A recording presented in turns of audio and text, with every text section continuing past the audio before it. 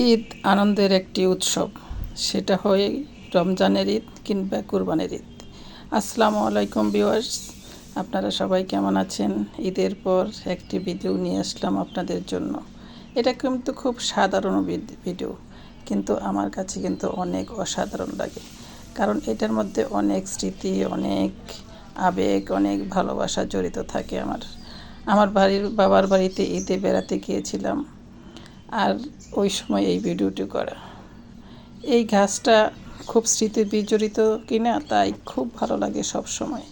আমার বাবার হাতের লাগানো গাছে সব সময় ফল ধরে, ফুল ধরে। অনেক ফলের গাছ আছে আমাদের বাবার বাড়িতে, কিন্তু সব ফলের গাছের অত ভিডিও হয়তো করা হয় না, কারণ সময় হয়ে ওঠে না। এবার মাত্র 20 ঘন্টা সময় পেয়েছি বাবার বাড়িতে যেয়ে।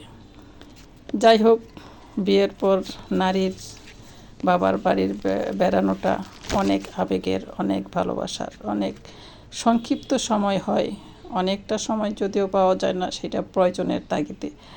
তো সেই সময়ের মধ্যে একটু স্মৃতি ধরে রাখার প্রয়াস এই ভিডিওটি। জলপাই গাছটা জুড়ে একেবারে ছেয়ে আছে ফুলে ফুলে। এই ছাদে উঠে যখন জলপাই গাছের দৃশ্যটা নিচ্ছিলাম, তখন মনটা আবেগে ভরে গিয়েছিল। এত ভালো লাগার একটি জায়গা, হাতে স্পর্শ করে দেখতেছিলাম জলপাই গাছ, গাছের ফুলগুলো, গাছের ডালপাল সব কিছু। আর বাবার স্মৃতি সব মনে পড়ছিল। বাবা চলে গেছেন না ফেরার দেশে, বেশ কিছুদিন হলো।